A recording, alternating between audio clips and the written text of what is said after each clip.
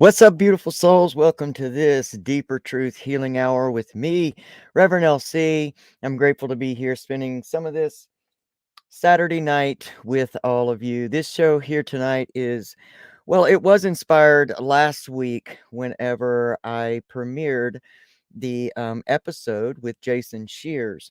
There was some amazing comments going on in the chat, and one of them in particular really stood out to me because there was a question asked by someone who was admittedly in a negative space in life, in the place of a relapse. And the question that she asked was, how do I change my negative mindset into a positive mindset?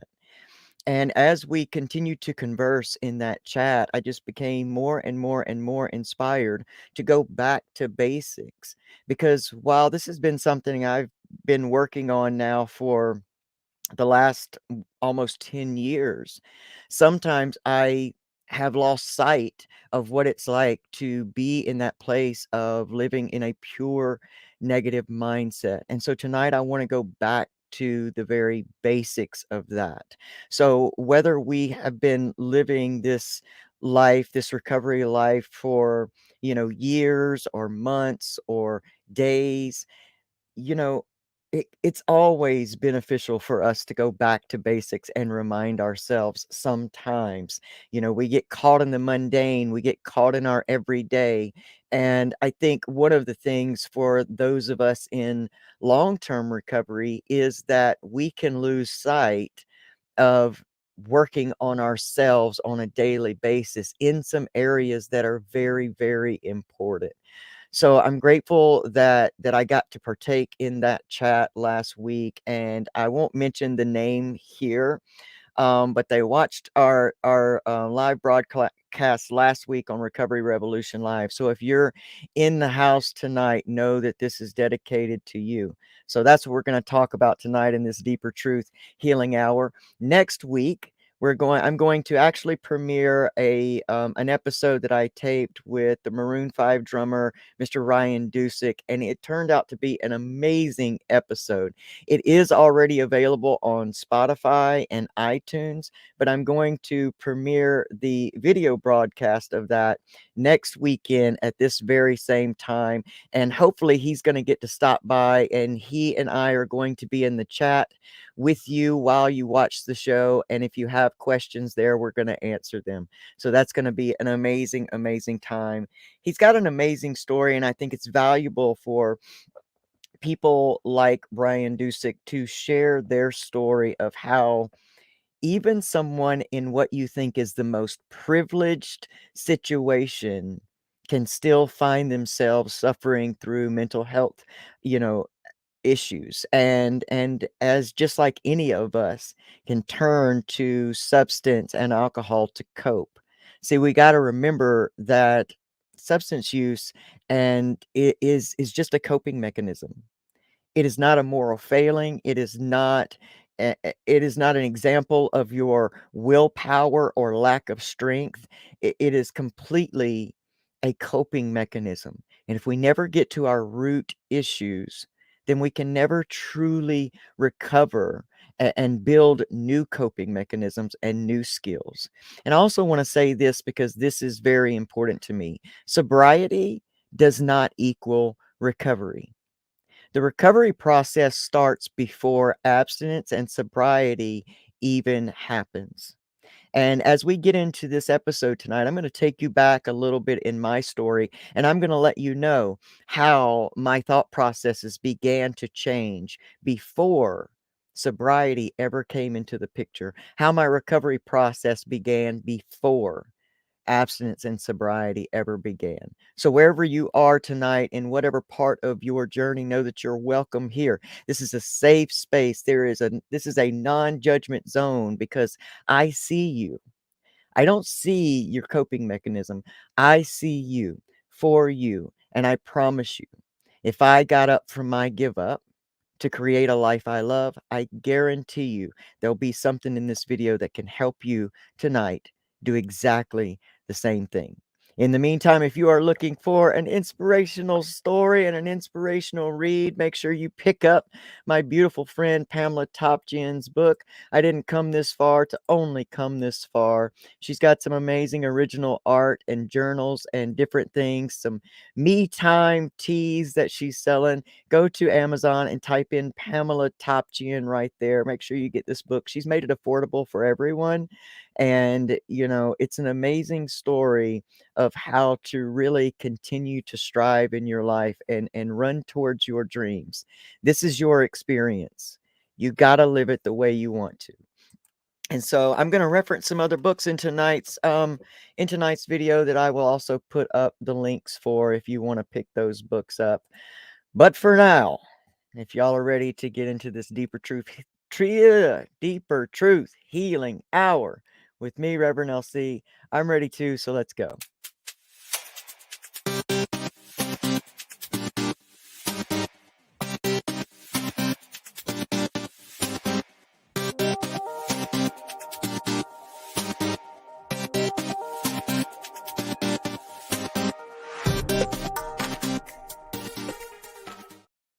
What's going on, beautiful souls? Welcome to this Saturday night Deeper Truth Healing Hour with me, Reverend LC.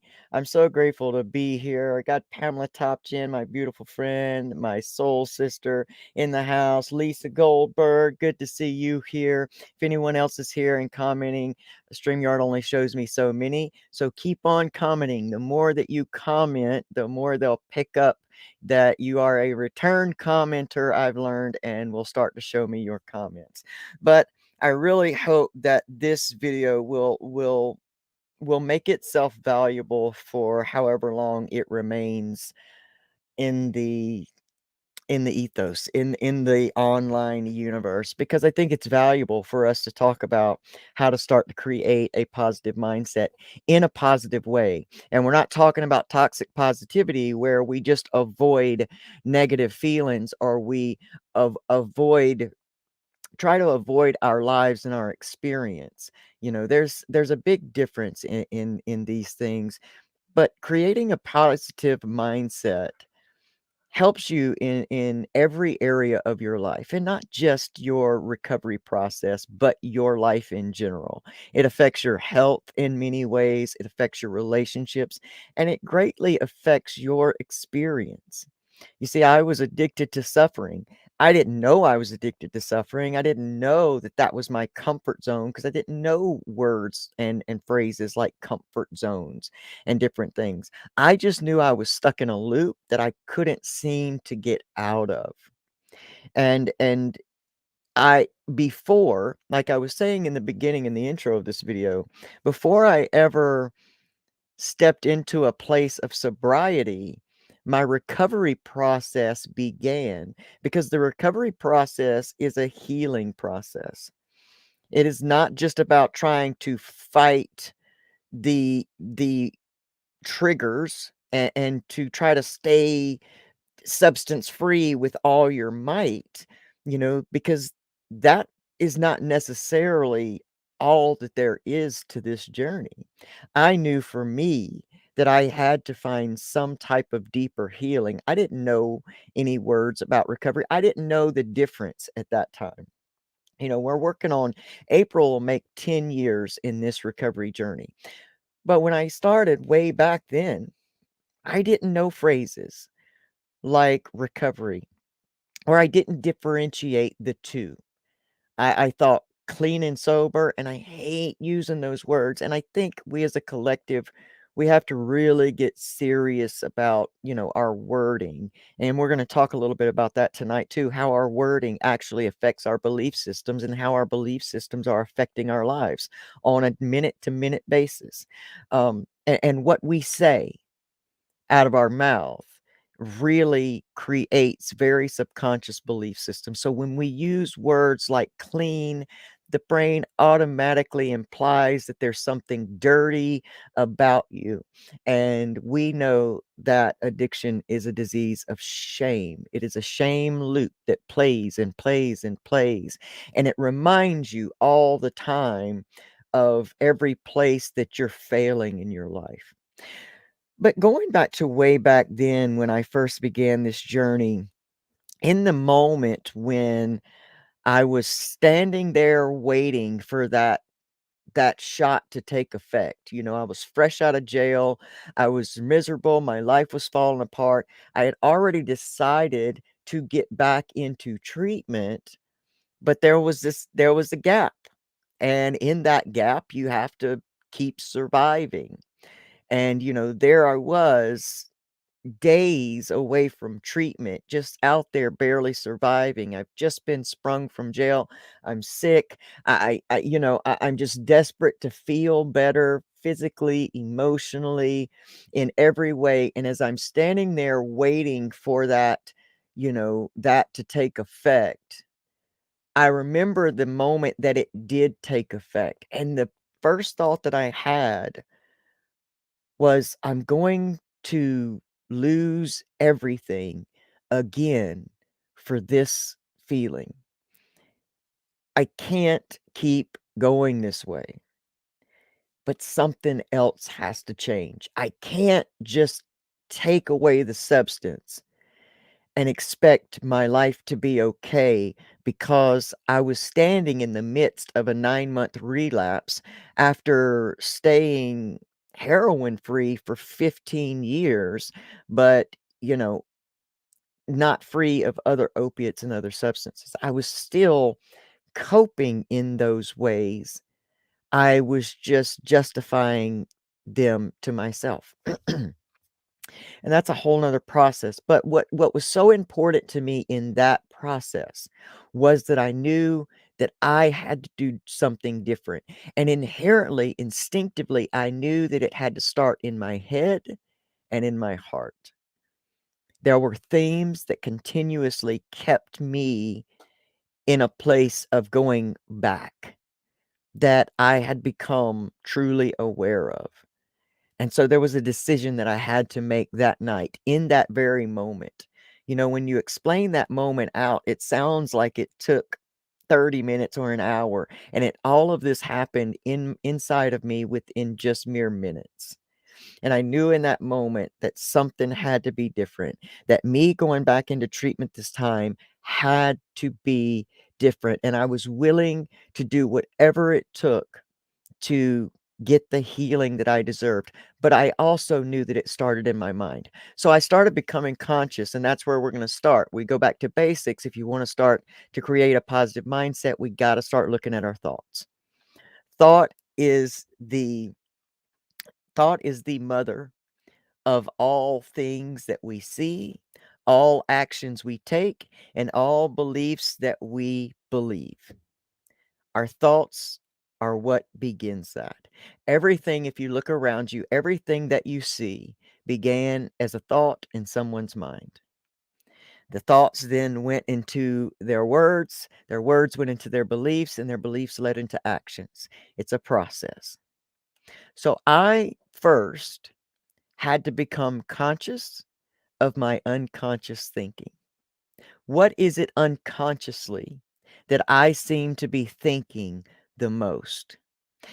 And what I started to find out was that my thought process truly stayed locked in the place of, I am just a failure. I can't do anything right. I can't get this no matter how hard I try. I want to be the best husband, and I'm not. I want to be the best dad, and I'm not. I want to be the best son, and I'm not. So what's wrong with me? Now, even as I just say those thoughts to you, I feel the old feelings in my body where I was just heavy, shoulders drawn up. You know, there is a physiological reaction to our thought processes. And so I had to start slowing down and start looking and being as general as possible, because I was doing this on my own. I didn't have anyone that was guiding me through this. I was just having to look over my life. And I had been in active addiction for 22 years, more than half my life at that time. So I could see that there were themes. I knew that I was carrying a lot of trauma, and my thought processes were on a constant loop of that trauma. I replayed it in my head all of the time because my thoughts allowed me to know that I was a victim. My thought processes said, I am a victim of life. With the belief system that I was God's little joke, there's not too many other things that you can believe or think. And so in those thoughts, I started just becoming conscious. I started becoming aware also of the triggers that would surround those thoughts. And because I continuously experienced failure, what I saw as complete and utter failure, and the inability to achieve goals that I set out for myself and let's remember that I'm talking from the point of view of that time, because I'm going to show you in just a little while how none of that was true, but I couldn't see it. So I started to really become aware of all of that and started to look at when those triggers really came up. And if we know that thoughts are also the beginnings of emotions, as we are thinking over all of those things, we are involving our emotions. And so if we're involving our emotions and our physiology, then we're all in. And it all begins in thought. And so I guess the reason I'm saying it like this is I need people to really understand how important our thought life is to our entire health and well-being, how important our thought life is to our entire recovery process and program, and how important our thought life is in basically everything we experience.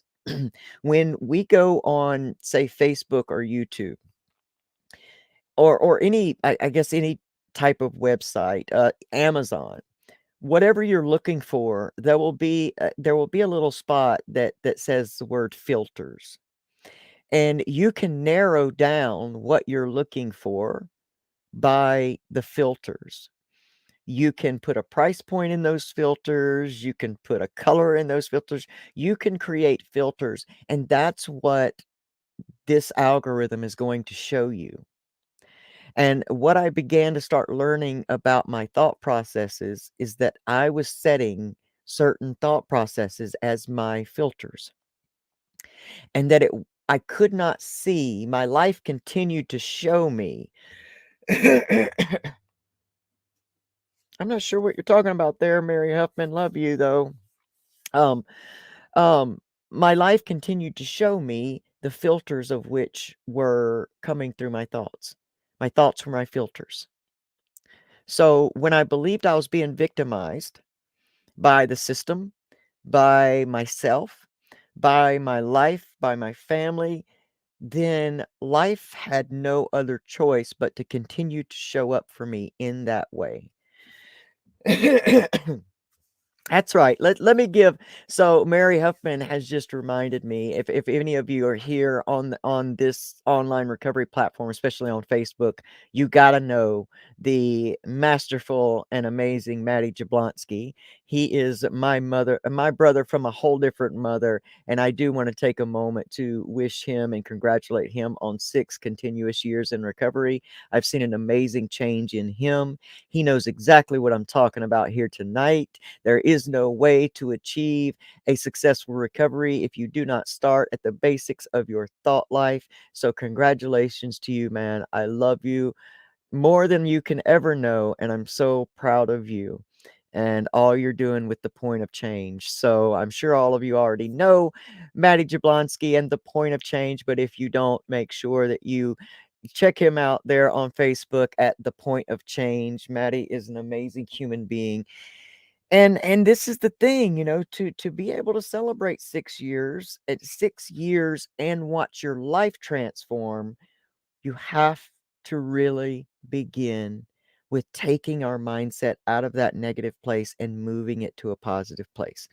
And so there were times during my still in active use when I would see people getting things like a paycheck on Fridays and paying their bills and having stability in their life and being able to buy themselves, basic needs. And I was so envious of that because, as a 22-year full-on inactive addiction, my money could never go to anything but that. And so my thought processes when I would see this while still in active addiction would be, I really wish that I could live a life like that. I really wish I could live a basic, quiet, go to work, get a paycheck, come home, have a home and just have a normal life. And, you know, it's amazing how we begin to set things in motion before they ever come to us. The power of thoughts are that as just as much as we can engage our our emotions and our thoughts and our physiology with negative, we can also engage them with positive. So we had to start. You got to start becoming aware of those thought processes that you're in. I urge you to write them down. I know it's not I know that you're not always in a place that you have a pen and a paper and journal and all that stuff, and I'm trying to make this so basic that you can do this anywhere. Most of us have a phone, and I personally, I write a lot of notes in my phone. So, maybe if you can have that moment where you can start to become aware of thoughts that continuously play in your mind and maybe jot one of them down in your phone, that in a note that you understand. And if you can start to first become aware of them, because you can't fix something you're not aware is a problem. That is a number one truth. You can't fix something that you don't see as a problem. So, you got to start being able to notice and first become aware of those thought processes and start with just one. Don't try to change your entire life in one day. Don't try to change your entire life in one big fail swoop of everything. I'm going to change everything today. Don't try to do that. You know what I mean? Start basic. This is your experience, your life. And if this is going to be how this is going to be your new lifestyle, it's going to take you some time to change it. You didn't get in a negative place overnight. You're not going to get out overnight, but you can start to make these small changes that can change your experience because again, our thought processes, our emotions have everything to do with our physical health. When we are in a state of dis-ease, we are in a state of generally living through trauma we're not aware of, living through belief systems that are so subconscious that we don't even realize how at play they are, and thought processes that often energize these beliefs or reiterate them. Or what our next process is, because when we go from thoughts, we got to go to words. What are we saying? And so this is so vital to creating a whole, healthy, and happy life. And we got to start paying attention to what our filters are. Um, uh, Lately, I've been so inspired, I guess because my wife is so precious to me, and there's been, I know that she's had so many health problems over the years, and so it became really, really important to me to start to understand how our mindset and just how we are a whole being. We are a trinity being. We are a mind, body, spirit being, and it all encompasses each other. And so I've really been doing a lot of I've done a lot of study in the area of health and how it's associated with emotion, beliefs, and words. And I was talking to her this morning, and as many modalities of healing that there are in the world, as many different avenues of recovery as there are in the world, there is one absolute life-changing truth that can affect all of them, and that is to really and truly begin to become acquainted with gratitude.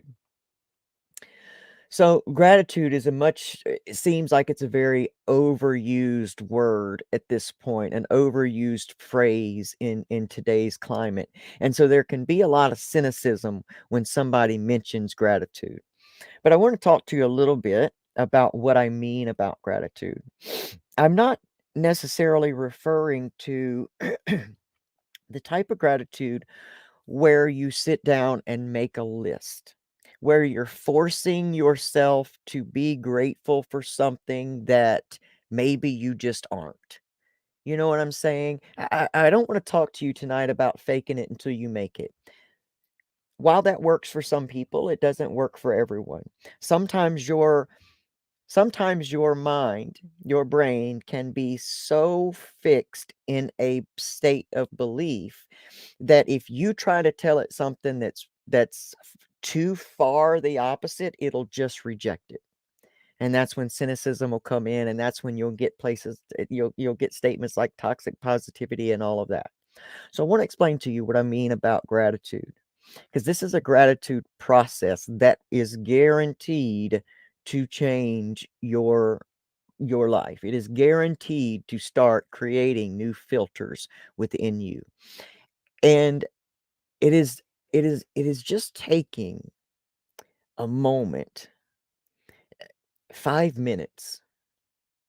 I like to do it first thing in the morning because I've learned that if I set my day up in that space, then I'm more likely to spend the majority of my day in that space versus waking up to think about what I gotta do today or pick up what went to bed thinking about.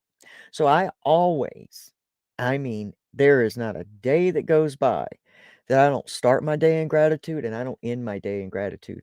But I'm not talking about being grateful for my car, and I'm not talking about being grateful for my family, because sometimes those things can really bring up negative emotions, and we don't want to bring those two together. So we need to focus on something that's pure gratitude inducing. So I would urge you to sit for 5 minutes and truly connect with something that is far beyond you, that can be so awe-inspiring that you can't help but become completely involved in. One thing I like to use is oxygen. I like to use the processes of my body. So, I don't have an oxygen level that I'm having to worry about. Is there gonna be enough oxygen for my next to take my next breath? Um, eh, you know, I don't see oxygen, and yet I just know that it's there. I'm so grateful that I do not have to breathe myself. That I my body as a creation is so just completely complex and amazing that I become in awe of a creator that could create such an intricate system that will keep me alive and keep me breathing, and I don't even have to do anything. And I sit there until I really begin to get lost in that type of gratitude. Because for all the things I gotta do in this day, I don't have to do that. And that's one thing that I can just be absolutely in pure gratitude for. Not the word gratitude, but the emotion gratitude. And whether it's your heart beating, you don't have to beat your heart. It's going to beat. It was created to beat, and you just get to sit there and absorb the divinity that is you, regardless of whether you do it from a park bench or you do it from a nice home, whether you do it, it doesn't matter where you are in your life. The likelihood is you've already started thinking about getting into recovery. You've probably likely already started thinking thoughts like, man, I can't live this way anymore. I wonder what it would be like to just have a different life.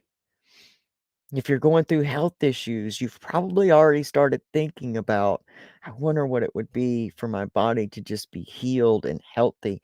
How would what would it be like if, whatever I have going on wasn't going on?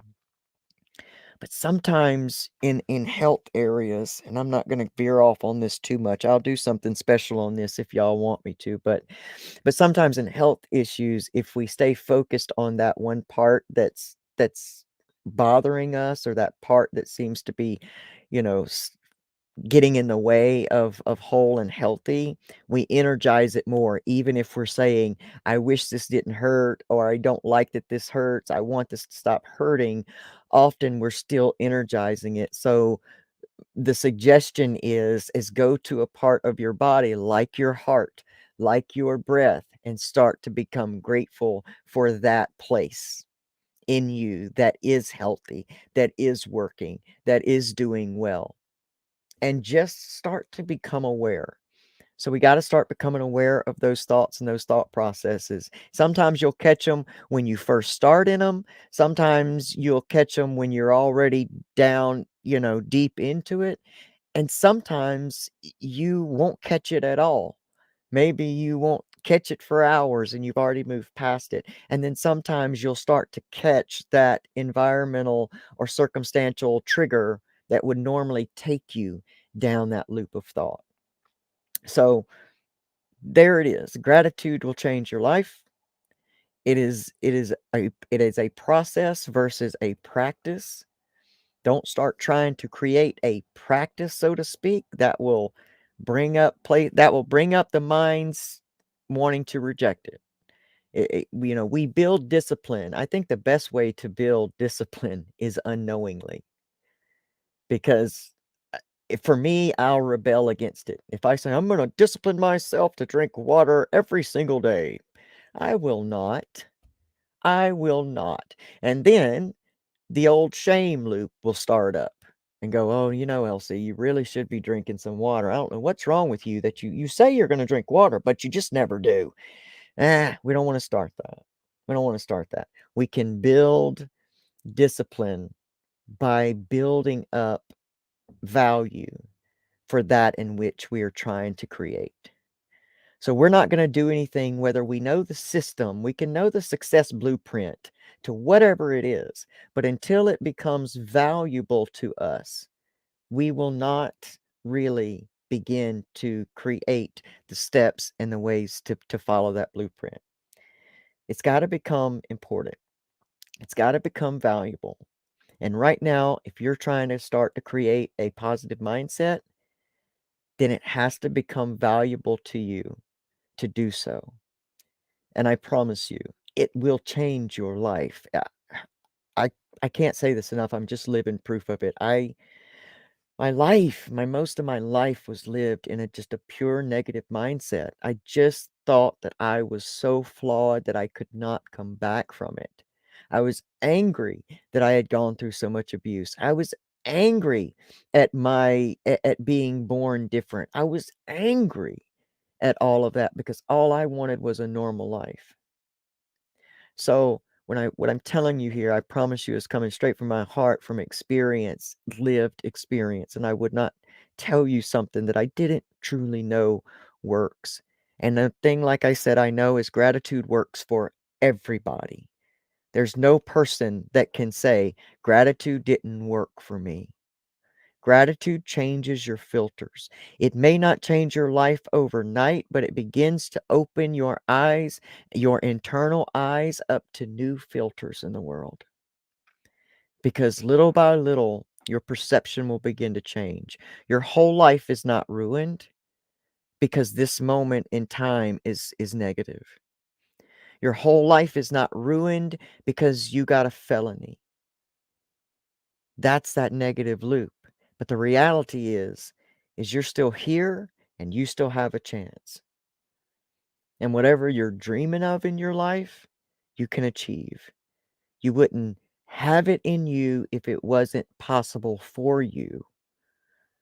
And so start to bring your thoughts around that and start to notice when you begin, this whole little process, start to notice where it's working. Start to give yourself those attaboys. Start to really celebrate those moments where you shifted your thoughts around, where you started asking a different question. When you find yourself in that negative thought, ask yourself a different question. Is there another way to look at this? Is this the truth or is this my filter?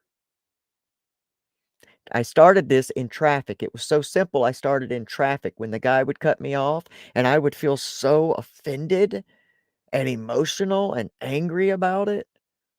I would start to ask myself, is there a different story that surrounds this?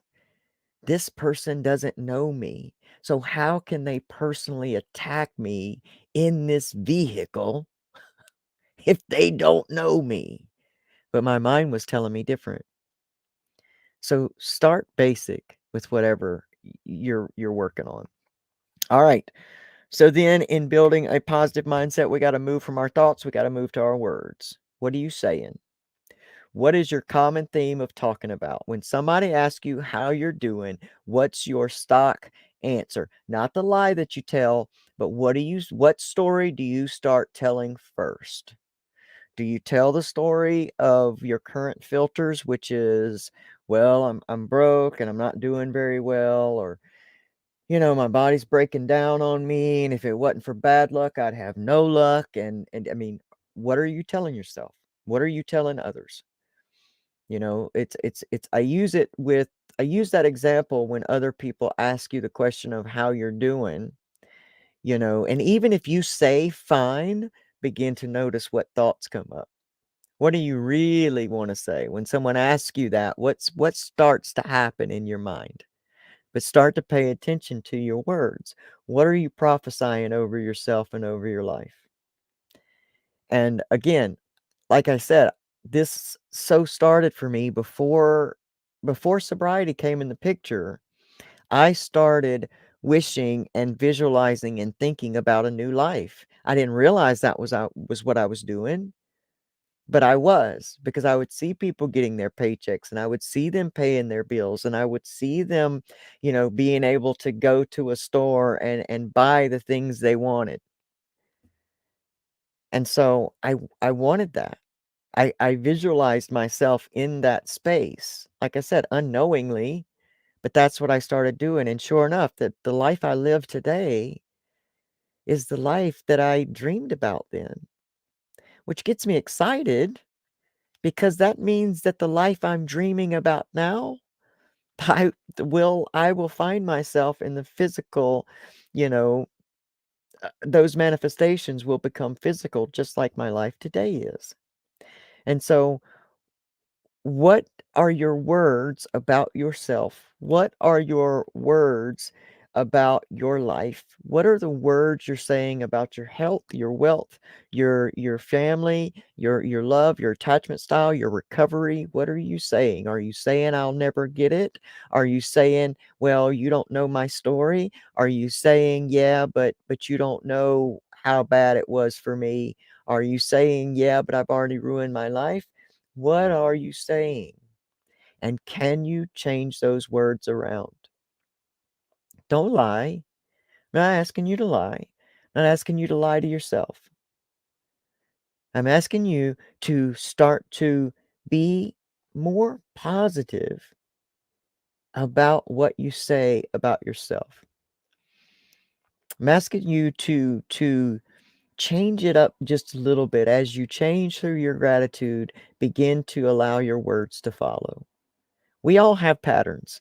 My wife and I were talking about this I think yesterday or the day before when we were talking about how when we were in active addiction, we had become so accustomed to being the victim or I don't even know the words to use, honestly, but we had become so accustomed to having the sad story that that was all we knew to tell.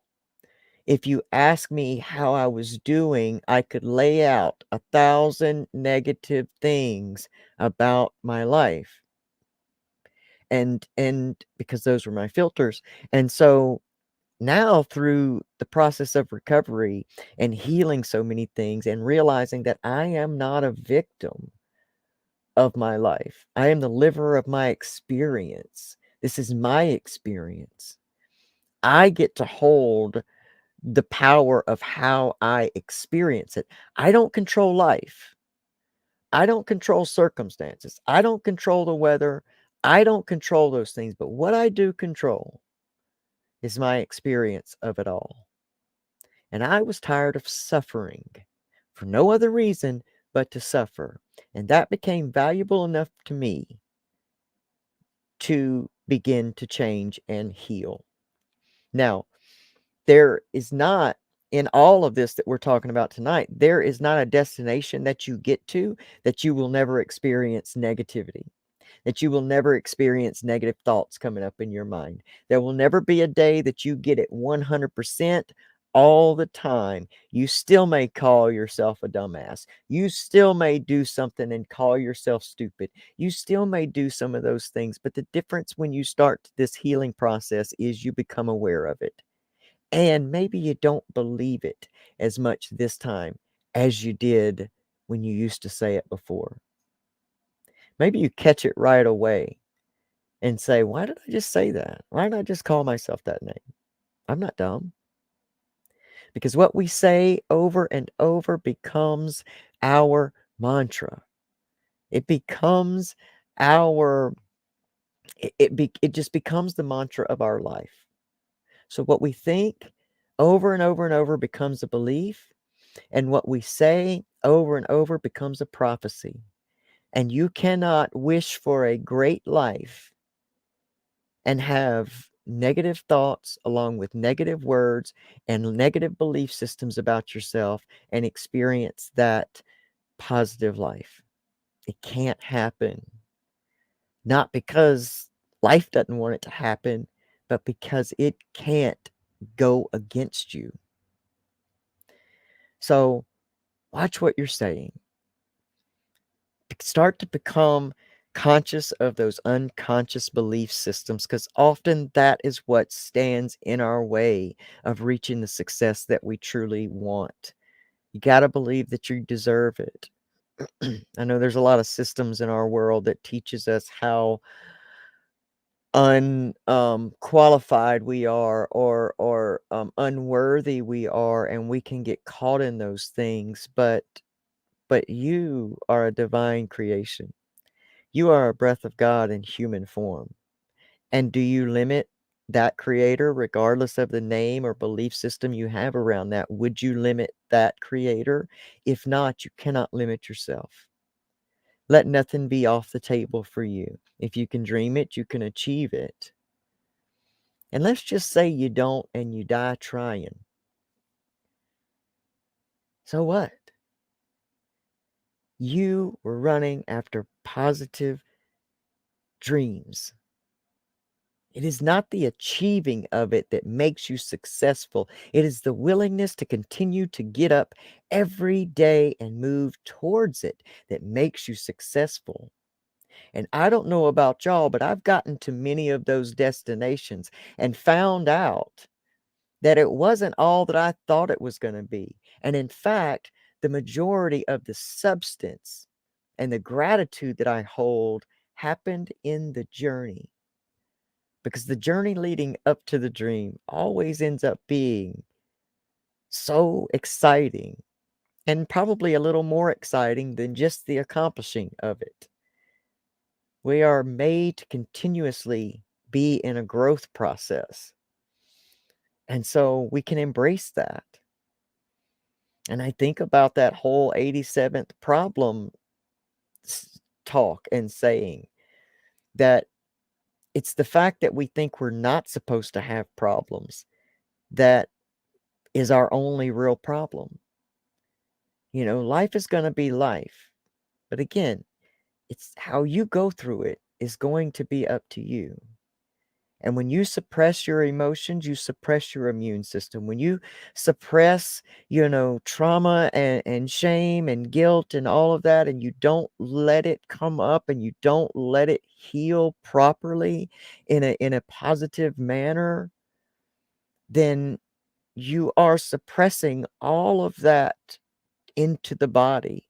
And the body, if it is sick, is letting you know that somewhere in there's a belief system that is harming you, and it's giving you, our body is a great teller of what it's saying, what it needs. What an intricate system we live in. Ooh, I mean, this vehicle is amazing if you really sit down and get lost in the awe of how it works. It's just tremendous. I mean, when you cut yourself immediately, your body goes to heal and scabbing over, and it does its process. Well, it does that on the inside too. But those inside things we can heal with the proper help and the proper guidance. And it begins with changing your mindset.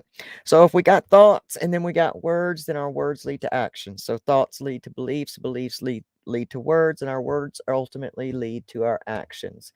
We can't just think our way into a successful and positive life. We have to be willing to take the action to that I always say the divine inspired action to move in the directions that we need. We cannot get sober, so to speak, by laying on the couch wishing we could get sober. At some point, we have to take the action steps. We have to take the action steps. And so take that divine positive action. Sometimes you're going to feel like you're supposed to take an action, then it's not going to work out the way you thought it was, and you're going to be tempted to say that you can't trust your own intuition, and that's not true. Maybe the reason that you needed to take that action at that time just hasn't shown up yet.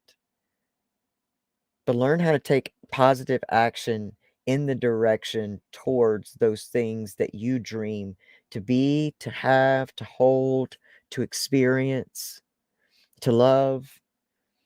We're made up of these intricate systems, from our thoughts to our beliefs to our words and our ability to speak life into people as well as death into ourselves. We are the most amazing creatures on earth. We're born to be in connection with one another. We're born to be in community. You can't just drop a newborn in a room and say, okay, grow up. You know, it's not the way it's meant to be. And for some of us, maybe our beginning didn't start out so great. Maybe it didn't start the way we believe it should have.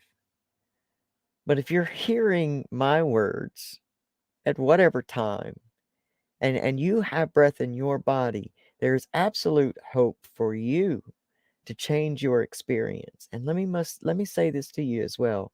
Nobody else can change it but you. Whether you believe in a religious God, whether you believe in something else, even that being can't come in and just change your thought. You have to embrace what's being given to you. You have to embrace it. You have to take the action to become aware of your thoughts.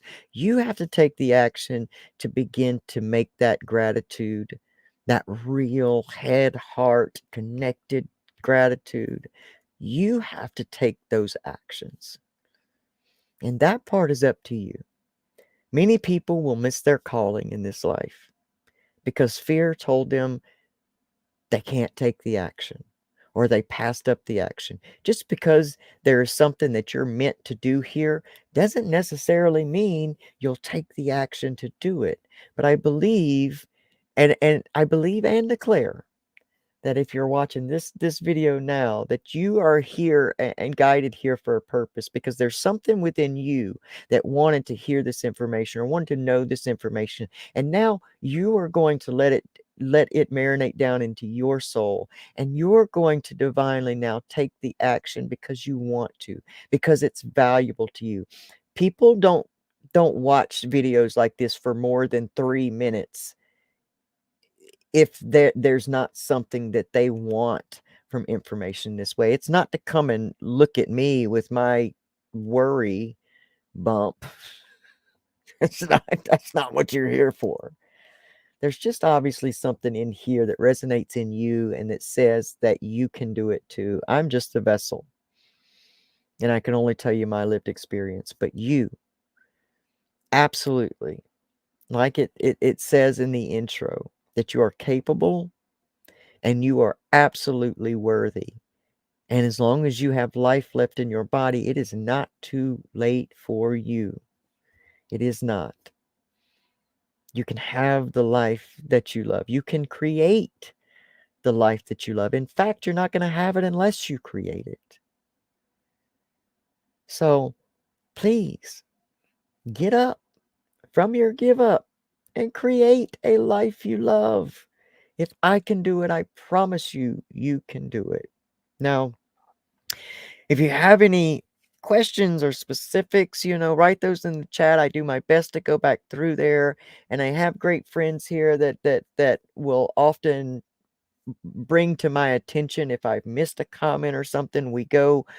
We're on live on so many different platforms that sometimes I do miss them, but I promise you, if it's meant to get to me, it will. And if not, someone else may see it and they can answer it of their experience. Share your experience, no matter how trivial you may think it is. It could be the exact information that changes another human being's life. You never know. It's not for us to know sometimes. We just got to do it. But I do want to offer you a couple resources that if you are wanting to start an amazing relationship with gratitude, then my good friend Remy Storak has written a beautiful book named An Arsenal of Gratitude, Waging War on Mediocrity and Regret. And you can get that book. Let me put his link up. He is on Instagram, and I know that there's a link to this book in his Instagram, and I'm telling you, this is one of the greatest assets to my relationship with gratitude. I mean, I love this book. Every page of it holds tremendous information and inspiration and motivation. It is an amazing resource. So I urge you, pick it up, An Arsenal of Gratitude. And you can go to Instagram at Remy Storak and get the link to his book. Also, one of my greatest resources, and those of you that have been here before, how much I love this book, and it's so torn and tattered because I use it all the time. This is my third copy, in fact.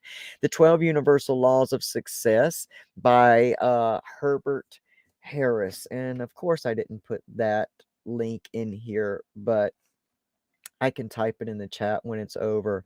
Herbert Harris. It just lays out, to me, it's less about success, and more about just life success. Less so much about, yeah, it talks about money and business and stuff too, but it really lays out, a lot about this. Oh gosh, I open this up to the law of command. Now we're talking about words, we're talking about thoughts. I'm going to read this right here to you. The fourth universal law of success is the universal law of command.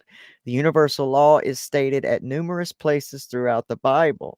Thou shalt decree a thing, and it shall be established unto thee. Job 22:28. A person shall have whatsoever they saith. Mark 11:23. Command ye me, Isaiah 45:11. I mean, look, one of the most important keys to success is your ability to use the universal law of command to get what you want and desire in life. By applying this universal law, you can stimulate the universal cosmic forces that make desires and dreams manifest in reality.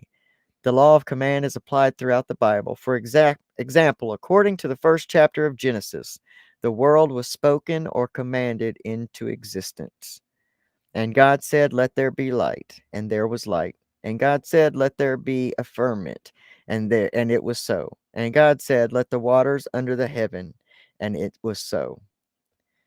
The universal law of command is most often expressed as the universal law of affirmation. To affirm means to declare or state positively, to make a statement, confidently declaring it to be true. An affirmation is a statement in which you declare a desired outcome to be true, a fact. Applying the universal law of command, thou shalt decree a thing, your affirmation, and it, the desired outcome, shall be established unto thee. It will happen, it will manifest in your life. So, I'll read you just the example. If you wish to eliminate financial challenges from your life, the first step is to change your thinking about your financial condition. This thought renewing process can be started by affirming over and over with feeling, "I am financially secure." It is affirming or commanding that financial security as though you had already attained it, conditions your thinking and stimulates your feelings, and this sets the stage to manifest the very outcome you are affirming. I love this book so much. I just love it so much, and I love it even more now because I've run all the experiments, as my brother Jason Rudine says. I've run the experiments, and the experiments work. And sometimes I still fall back, because let me tell you about this big, bold thing. This is worry. This is worry. When I get into a place that I feel like I can't control the situation, and I worry about little things like money. This is money. I'll call this week 2 of money, because I have one above it that just healed from 2 weeks ago's money worry. But it's not like you get a hold of this information and you run these experiments and you run this practice and you are never going to have to take the actions. You know, sometimes we're human beings and we got to give ourselves a break. But if this can come up on my skin because of emotional worry within me, that's the body expressing that it is in a state of dis-ease. Now, if I don't pay attention to this and I continue down the path of worry and fear, number one, what I fear will come upon me. And number two, eventually, this outward appearance of some kind of, hey, your body is not liking this, will become an internal state of dis-ease. And so I urge you to please take control of your experience as much as you can and start to become aware when your body and your surroundings begin to tell you that this line of thought is not helping us. And create the life you love and get the help you need. You know, make sure that you are utilizing healing modalities. You know, my good friend Pamela Topchian is an amazing hypnotherapist. She has offered for all these years a free sample, a free full session of hypnotherapy to any one of our audience members that reach out to her. So that means anybody watching this video can contact her and give something like that a try. Reach out for many different things. The process of recovery is an and process. You know, maybe you go to 12-step and you go to therapy and you go to whatever else and you do hypnotherapy and you do that. This is an and. This is an and. This is not a this is it. This is an and this and that and this. Get the help you need. If you want to try out hypnotherapy, then get in touch with Pamela. Tell her you heard it here. She's a tremendous resource. You know, there will always be people that will show up in your life that can be a resource to you. I love you guys so, so much. Thank you so much, Mary Huffman, for all that you do here. I love you. I pray that you are well. We got to talk soon. Lisa, thank you for being here. Pamela Topchian, thank you for being here. I miss a Pam V, one of the most beautiful humans on the planet. Thank you, thank you, thank you. Hey, Rachel Dahmer, I'm sorry that I missed you. I pray that you are well. I know that you've been going through some health problems, and you're always in my thoughts and my prayers. I'm always sending you loving and healing energy. Just boom, there it is. Grab it up and get it. Remember, you're capable and you're worth it, Rachel. There's a long history with a lot of us that have deep internal trauma and shame. And I want you to know that you're perfect. You are perfect as you are. You are made exactly the way you're supposed to be made. And I need you to come to a place of radical self acceptance. Radical self acceptance. That way we can move your body out of a state of dis-ease. You deserve to be absolutely healthy, happy, and whole. My brother Jason Rudine, I love that cat. Join us every Thursday night. Now, live, I get to sit with these beautiful human beings. Brett, Ashley, Jason, JR, sometimes when he gets to be there. I'm so honored to be amongst them. That's every Thursday night. You can check out Jason's podcast, the Way Out Podcast, on iTunes and everywhere else. Bonnie Blades, what an amazing godmother of recovery. This whole recovery movement, Bonnie Blades is just an amazing warrior in the house. Suresh Varma, thank you for being here, sir. Absolutely, absolutely. Let me make sure I didn't miss him. Brian Woodland, another of the godfathers of this movement.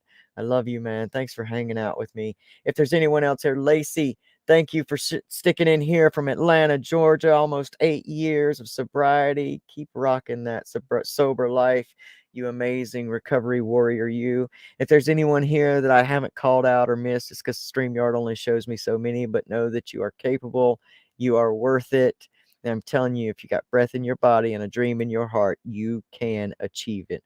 All right, y'all. Remember, come back next Saturday night. It's going to be the premiere of the Ryan Dusick, Maroon 5 founding drummer. It'll be his episode here. We got into some great talks. We talked a lot about trauma and thoughts and healing, and it's just an amazing episode. So make sure you join me back here, same time, same places. And until then, y'all have the most amazing week possible, and just know that you can always get up from your give up and create a life you love. Until next time, bye, guys.